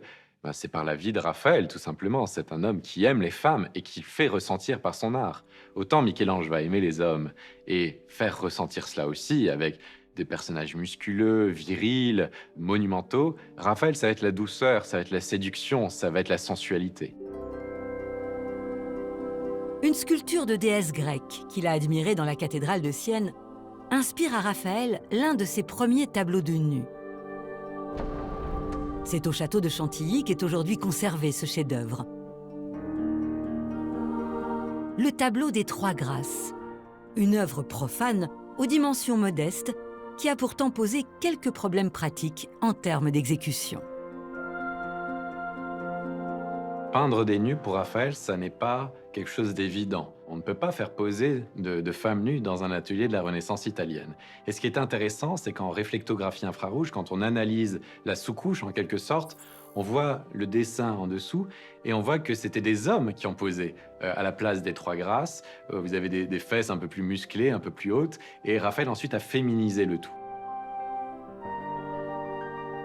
On voit qu'il a un grand intérêt, une grande attention aux courbes et aux formes féminines, qu'il y a déjà une fascination, une sensualité avec ces voiles qui cachent délicatement les sexes de ces Trois Grâces. Une sensualité que l'on retrouve également chez l'élève préféré de Raphaël, Giulio Romano.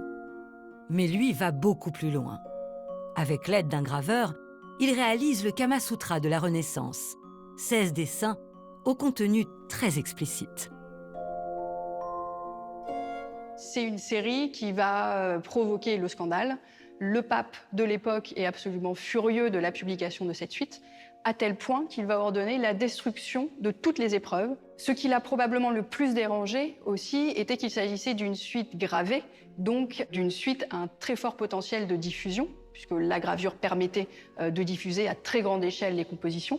Et d'ailleurs, c'est le graveur, Marc-Antonio Raimondi, que le pape a décidé d'emprisonner, et pas le peintre, Giulio Romano, qui était pourtant à l'origine du modèle, à l'origine du motif. Dans la ville du pape, il y a des lignes rouges à ne pas franchir. Et les apparences sont primordiales. Raphaël, lui aussi, doit rentrer dans le rang.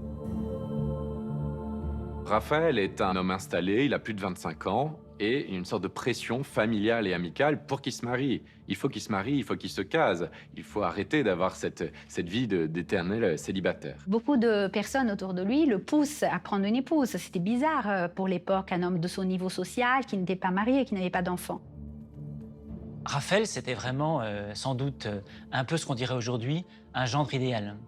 Bel homme, ayant bien réussi, gagnant très bien sa vie, et donc très rapidement, c'est devenu sans doute un parti à saisir. L'artiste a fait fortune. Il peut se payer le luxe de repousser toutes les prétendantes, même les mieux dotées, jusqu'au jour où il reçoit une offre inattendue du puissant cardinal Bibbiena. Le cardinal Bibbiena, c'est un mécène important, proche des Léon X, et qui va être une sorte d'ami pour Raphaël. Ils vont être si amis que le cardinal va lui proposer la main de sa nièce, une fillette. Elle aura 12 ans lorsqu'elle va se voir proposer le mariage. Raphaël se sent obligé d'accepter ce beau parti. Mais il laisse les fiançailles s'éterniser aux grandes dames de la jeune promise et de son oncle. Le cardinal Bibbiena harcèle Raphaël déjà pour qu'il se marie. Raphaël lui dit « Bon, ben on en reparlera dans 3 ans, je suis jeune encore. » Et Raphaël va hésiter sans cesse et ne va jamais concrétiser par un vrai mariage. Et finalement, la fillette, Maria, va mourir à l'âge de 18 ans, et ça va bien arranger Raphaël parce qu'il avait d'autres projets. En fait, la renonciation par rapport au mariage, à la vie de famille, etc., c'est aussi un choix de carrière pour Raphaël. Il ne peut pas penser de consacrer du temps à des enfants, à une épouse, à une famille, parce qu'il a ce feu qui le brûle, qui le ronge, qui est celui du travail. Raphaël se justifie en disant « Regardez, finalement, je reste célibataire, mais oui, que grâce à ça, j'arrive à travailler, j'ai réussi ma vie, je gagne beaucoup d'argent, donc, grosso modo, laissez-moi ma liberté. » Si aucune ne réussit à lui passer la bague au doigt, Raphaël voue cependant un véritable culte aux femmes tout au long de sa carrière. Raphaël n'est pas seulement un homme à femme, mais c'est aussi un peintre à femme. Raphaël a été adoré par les commanditaires femmes. C'est peut-être l'artiste qui a plus eu de commandes féminines à la Renaissance. Il a toujours cherché à donner une image pleine de beauté, de grâce à la femme. Les traits harmonieux, les visages ovales, les attitudes de tendresse. Cette beauté raphaëlesque, encore aujourd'hui quand on dit une beauté raphaëlesque, c'est une beauté qui nous séduit, qui nous fait battre le cœur, qui nous fait tomber amoureux. Tout ça, ça a vraiment non seulement marqué la Renaissance, mais tous les siècles qui vont suivre. le peintre rend un touchant hommage aux femmes au détour d'un portrait, celui de la Donna Gravida, la femme enceinte.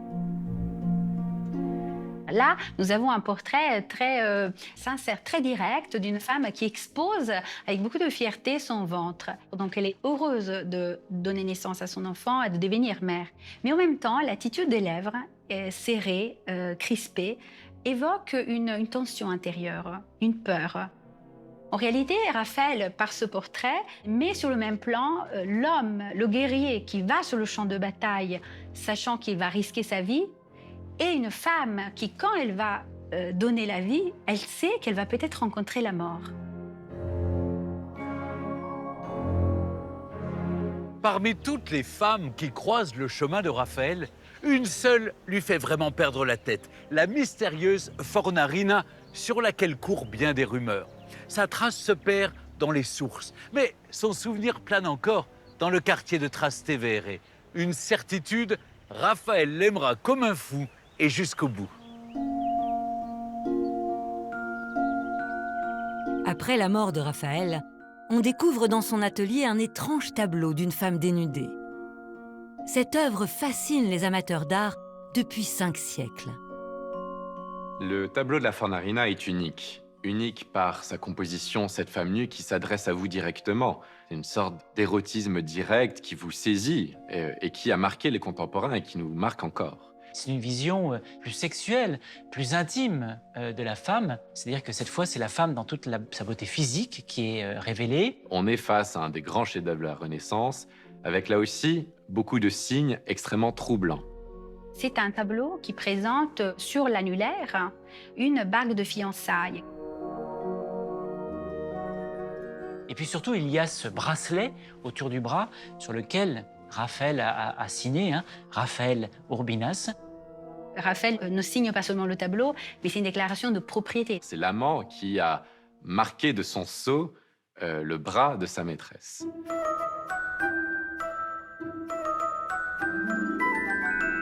Raphaël n'a laissé aucune information sur l'identité de cette Vénus nue qu'il a pourtant mis tant de soin à représenter. Pendant des siècles, on a cherché de percer ce mystère. Qui est cette femme qu'il a aimée pendant autant de temps? On a beaucoup de suppositions. L'hypothèse principale, c'est que c'est la maîtresse de Raphaël, c'est son grand amour. Ça serait peut-être Margherita Lutti, qui est la fille d'un boulanger du Trastevere. Parce que Fornarina, ça vient de Fornaio, qui est boulanger en italien. Les historiens ont mené l'enquête pendant des siècles. Et ils ont fini par retrouver la trace de cette jeune femme dans les rues de Rome.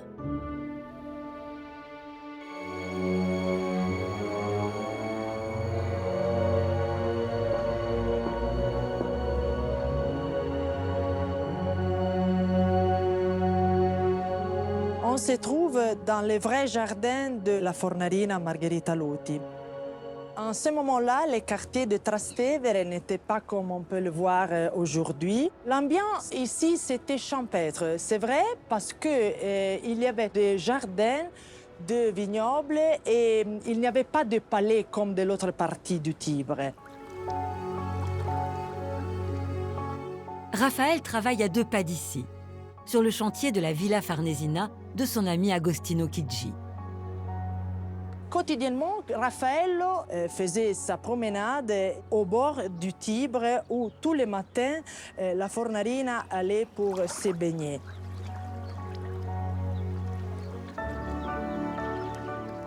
Il a vu les yeux et le visage de cette jeune fille qui était vraiment très belle. Margherita Lutti, c'était la typique jeune fille italienne. Selon la légende, quand il a rencontré la Fornarina, il est tout de suite tombé fou d'amour et donc il voulait rester tous les jours avec elle. Pour la première fois de sa vie, Raphaël fait passer le travail au second plan. Raphaël est en train de peindre le décor de la loggia de la Farnesine, de la villa d'Agostino Chigi. Et manifestement, il n'avance pas assez rapidement. Tout simplement parce qu'il est tellement amoureux de cette femme qu'il passe trop de temps avec elle. Et Agostino Chigi finit par installer la femme dans la villa pour qu'il puisse terminer les fresques de la Farnesine. Comme ça, Raphaël peut passer du lit aux échafaudages et des échafaudages au lit sans s'éloigner de la villa. La fin de vie de Margherita Luti plaide également à la faveur d'un amour inconditionnel entre le peintre et sa muse. Quelques mois après la mort de Raphaël, Margherita Luti décide de rentrer en couvent et elle se déclare veuve. Elle vivra dans le chagrin tout le restant de sa vie.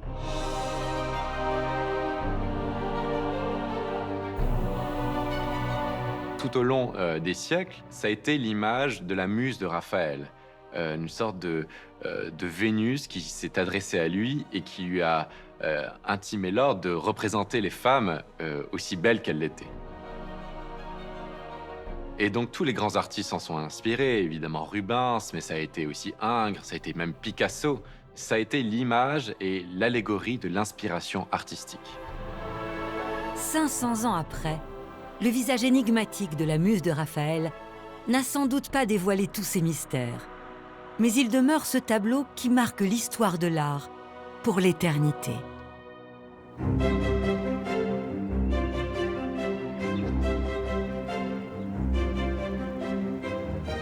Je vous retrouve dans ce havre de beauté qu'est la Villa Farnesina. Je voudrais à présent vous faire découvrir l'étage supérieur auquel on accède par ce grand escalier. Suivez-moi.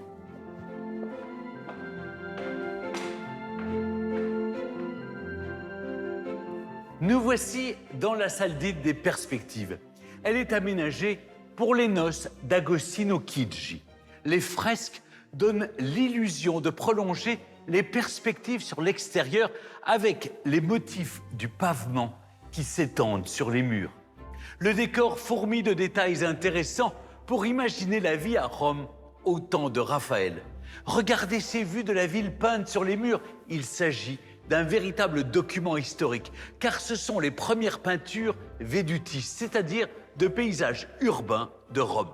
Ici, on peut même observer la maison présumée de la célèbre Fornarina, juste à côté de la porte Settimiana, au cœur du quartier de Trastevere. Sous le pontificat de Léon X, Rome est une fête.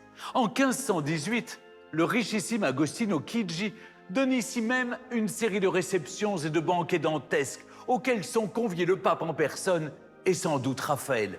Certaines soirées sont entrées dans les annales. On raconte que le banquier mécène s'amusait, après le festin, à jeter la vaisselle en or par la fenêtre pour finir dans les eaux du Tibre.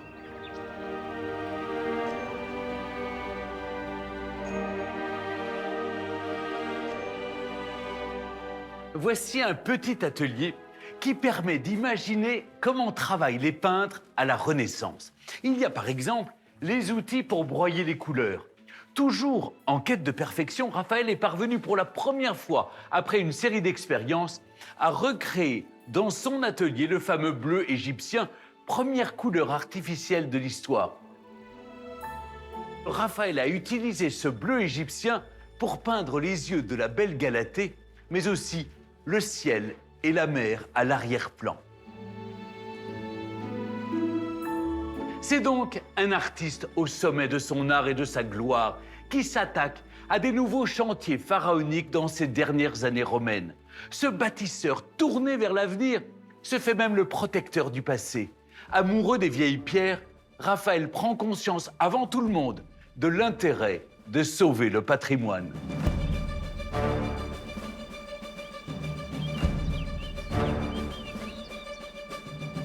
On peut considérer que Raphaël est le premier archéologue moderne. C'est le premier qui s'intéresse à la Rome antique d'un point de vue, je dirais, scientifique. Raphaël compte ainsi parmi les premiers à découvrir les vestiges, jusqu'alors ensevelis, du palais de Néron à Rome.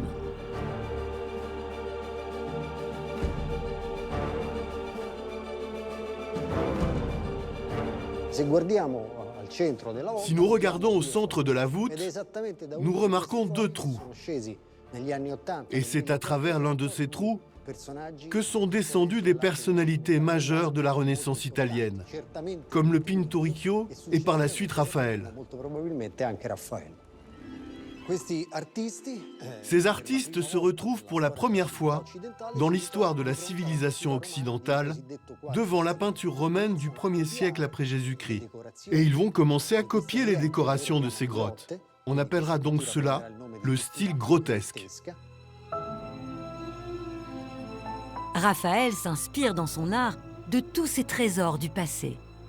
Il comprend qu'il faut sauver les vestiges de la Rome antique. Les monuments antiques, à l'époque, servaient de carrière. On y allait puiser les briques et les marbres qu'on transformait, qu'on réutilisait, etc. Des ruines antiques sont saccagées au profit des chantiers de modernisation de la ville lancés par Léon X. En 1519, Raphaël prend sa plume pour alerter le pape. Je ressens un profond chagrin quand je vois, semblable à un cadavre, cette noble cité, autrefois la reine du monde, aujourd'hui pillée et déchirée si misérablement. C'est une lettre qui est adressée au pape Léon X, sur un ton parfois d'ailleurs dur contre la papauté, parce que d'une certaine façon, il accuse la papauté d'être responsable d'un certain nombre de destructions. Il dit comment nous pouvons critiquer les barbares qui ont détruit Rome si nous-mêmes nous nous comportons comme des barbares et nous ne protégeons pas ce patrimoine immense. Sa lettre, elle va devenir le modèle même de conscience patrimoniale.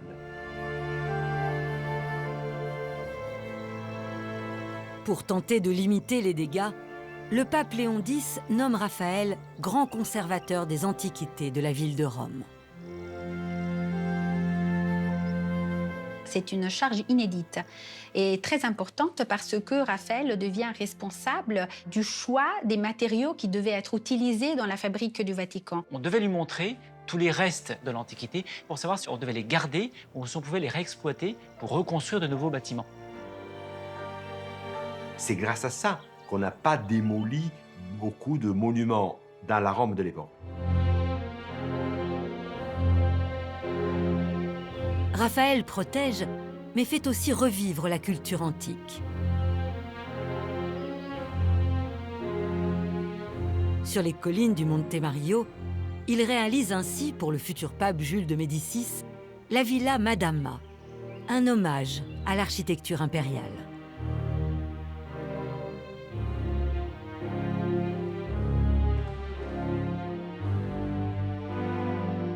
Raphaël, comme Adrien dans sa villa, comme les empereurs sur le Palatine, voulait construire pour ce pape une villa à l'ancienne, presque une villa impériale, offrant vraiment tous les conforts dont la famille pouvait nécessiter. Le projet initial de Raphaël était complètement démesuré. Sur le flanc de la colline, il devait y avoir un monumental hippodrome, suivi d'une série d'écuries pour 400 chevaux. Il était prévu également un édifice thermal et un peu plus loin, 3 jardins en terrassement. Rien de tout cela ne verra le jour, car Raphaël meurt bien avant la fin du chantier. Ce sont ses élèves qui termineront le travail afin de matérialiser une part du rêve de leur maître. Aujourd'hui, il nous reste le jardin à l'italienne, donc un jardin suspendu sur un bassin qui était appelé le vivier. Le vivier rappelle bien évidemment celui qu'on trouve encore aujourd'hui dans la villa d'Adrien, par exemple. Et tout au fond, nous avons un portail qui est gardé par 2 géants, 2 œuvres, 2 statues. La loggia est le chef-d'œuvre de la villa. Un espace monumental qui imite l'architecture des thermes romains. Raphaël conçoit ce lieu ouvert pour vivre en harmonie avec la nature. S'inspirant du palais de Néron, les artistes réalisent de resplendissants stucs en poudre de marbre et ornent les plafonds de magnifiques grotesques.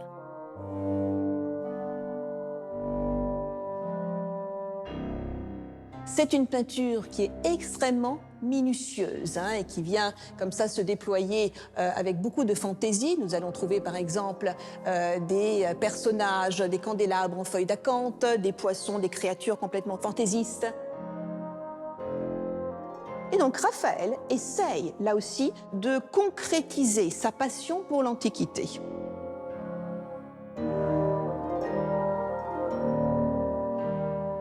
À l'approche de ses 37 ans, Raphaël croule sous les commandes.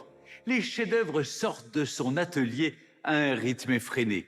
Jusqu'à son dernier coup de pinceau, le génie va toucher au sublime au prix d'un épuisement physique et cérébral. Dans une lettre à son ami Baldassare Castiglione, il avait un jour confessé « J'ignore si mon vol sera celui d'Icare ». Raphaël serait-il victime de son succès ?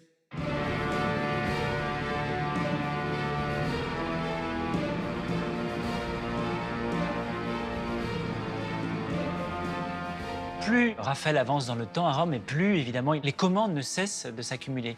Non seulement pour le pape, mais les grandes familles romaines, les princes européens entendent parler de lui et souhaitent avoir des œuvres de Raphaël.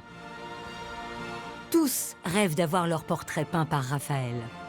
Mais le maître n'accorde ce privilège qu'à quelques-uns, essentiellement ses amis.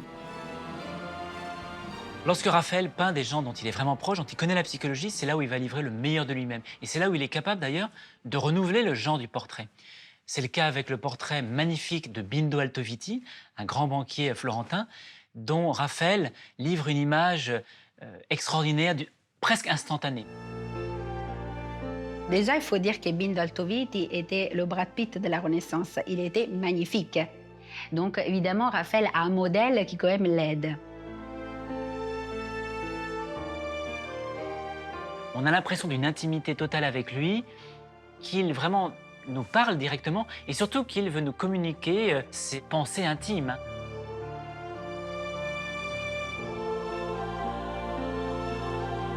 Un an après, en 1515, il met tout son talent au service de son grand ami, l'écrivain et diplomate Baldassare Castiglione.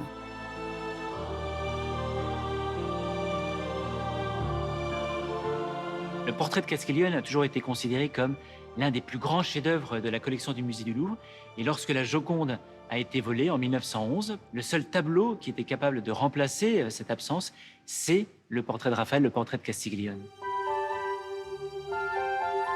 Balthazar Castiglione est assis dans un fauteuil, il se tourne vers le spectateur, vers Raphaël en somme, et il lui adresse très léger sourire. Il y a ces merveilleux yeux bleus qui éclatent dans cette harmonie de gris, de noir, de brun. C'est la seule note de couleur qui fait vibrer son regard et qui démontre toute son intelligence.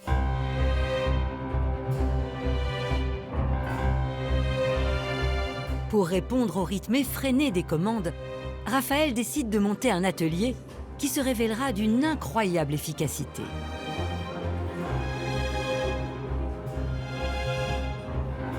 Raphaël, vraiment, il est conscient qu'il ne peut pas tout faire seul. Donc, il va s'entourer de personnalités très brillantes et là aussi très efficaces. Des gens comme Giulio Romano, Giovan Francesco Penni, Polidoro da Caravaggio. Toute une génération de jeunes artistes qui vont d'ailleurs, après la mort de Raphaël, être les artistes principaux en Italie. Le maître prépare la relève, comme en témoigne son dernier autoportrait, conservé au musée du Louvre. C'est la dernière image que l'artiste a donnée de lui-même. Un Raphaël beaucoup plus mûr, un peu fatigué, aux traits quand même assez tirés et surtout assez sévère. Vraiment, il a un regard légèrement mélancolique. Raphaël aurait pu se représenter seul, le grand maître vraiment de Rome. Et en fait, il a choisi plutôt de se mettre au second plan. Il pousse vers le devant de la scène quelqu'un qui est très certainement Giulio Romano, le meilleur élève de Raphaël. Raphaël a révolutionné complètement l'image et la structure et le fonctionnement de l'atelier de la Renaissance. Et il a cette intelligence exceptionnelle qui est celle de comprendre le talent de chacun. C'est une création dans la discussion. Il est le maître, certes, mais tout le monde participe un peu, il corrige les choses, il les améliore. C'est un travail de groupe. C'est une équipe soudée, Donc effectivement, cela lui permet une production très importante. Il y a des dizaines de chefs-d'œuvre qui sont peints à cette époque.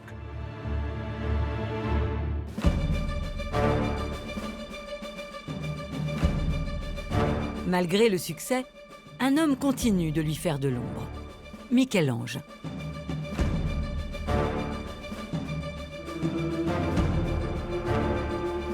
En 1518, il a l'occasion de rentrer en compétition avec son éternel rival lors d'une commande pour la cathédrale de Narbonne. 2 retables sont confiés à Raphaël et au peintre vénitien Sebastiano del Piombo. Sebastiano del Piombo, avant de peindre, va demander l'assistance à Michel-Ange. Et les gens le savent. Hein. On sait que Michel-Ange protégeait Sebastiano del Piombo et qu'il lui fournissait les dessins. Ce qui l'inquiète, c'est le fait qu'il sait que derrière Sebastiano, il y a Michel-Ange.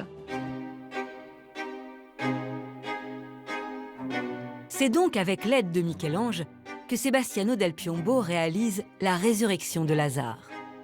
Une œuvre admirable, mais qui ne fait pas le poids face à celle de Raphaël. Avec la Transfiguration, le maître se surpasse et offre l'une des plus belles peintures du monde. Ce tableau, pourquoi est exceptionnel? Parce que Raphaël est capable, dans la même scène, de synthétiser 2 épisodes.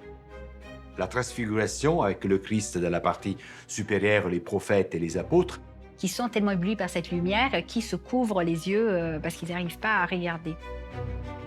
Et au premier plan, d'une façon tout à fait extraordinaire, on a les apôtres qui essayent de guérir un jeune enfant habité par le diable. Ils sont représentés dans une gestuelle extrêmement animée, très théâtrale, où Raphaël cherche à montrer qu'il est capable de révéler les passions humaines, mais avec peut-être moins d'exagération que Michel-Ange. Et au lieu d'avoir des réactions qui sont chez Michel-Ange toujours des expressions très dures, très terribles, chez Raphaël, elles sont au contraire beaucoup plus variées. Il montre là, il déploie vraiment sa supériorité dans tous les domaines. Il y a la gestuelle intense de Léonard, il y a la monumentalité des personnages de Michel-Ange, il y a les couleurs, le grand colorisme des Vénitiens, et puis tout ça, réélaboré, réinventé, il a dépassé vraiment tout le monde. Raphaël ne le sait pas encore, mais la Transfiguration sera son testament pictural. Alors qu'il approche seulement de ses 37 ans, le grand maître brûle ses dernières forces au travail. Il est architecte, il est peintre, il est intellectuel, il est érudit, il fait des études archéologiques, il passe des heures dans les fouilles à mesurer les monuments, il lit les traités d'antiquité, il se fait traduire Vitruve. Donc en fait, il n'a plus le temps pour dormir. C'est un homme qui est détruit par le travail.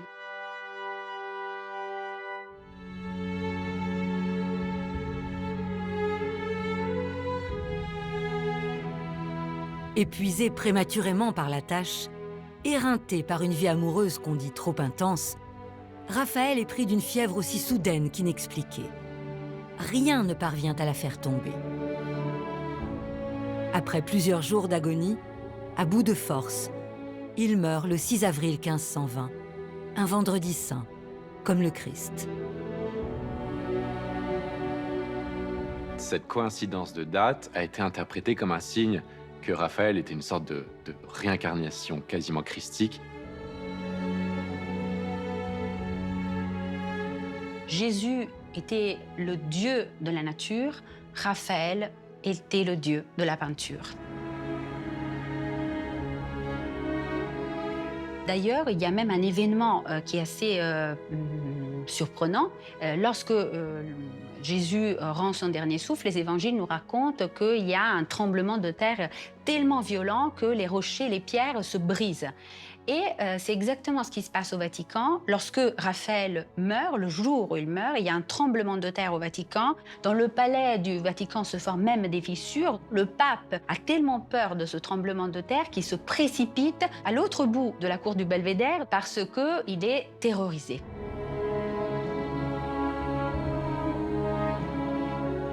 Au-dessus de son lit de mort, ses élèves accrochent la Transfiguration que le maître vient d'achever. Le tableau est encore plus vivant que son auteur. C'est tragique, c'est extrêmement émouvant, ce geste des disciples qui placent aux côtés de leur maître ce dernier chef-d'œuvre vraiment absolu.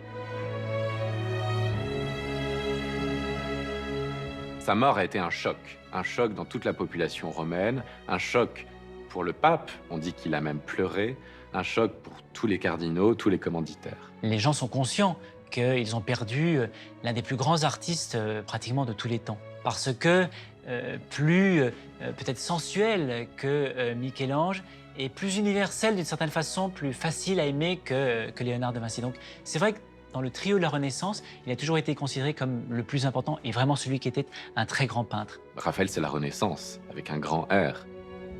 Il constitue une sorte de référence ultime de cet art du XVIe siècle qui est parvenu à un point de perfection qu'on n'arrivera plus à égaler.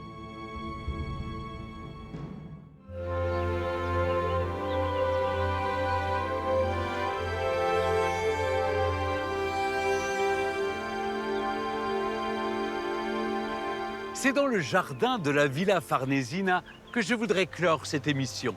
Imaginez Raphaël en train de flâner ici, au milieu des plantes parfumées et des vestiges antiques qu'il aime tant, promenant son regard aiguisé là où s'exprime la beauté. Né sous une bonne étoile quoique filante, Raphaël est une comète dans le ciel de la Renaissance qui continue d'illuminer notre imaginaire grâce à la myriade de ses chefs-d'œuvre. Leur grâce nous apaise et nous met du baume au cœur. Elles nous offrent un remède au bruit et à la fureur.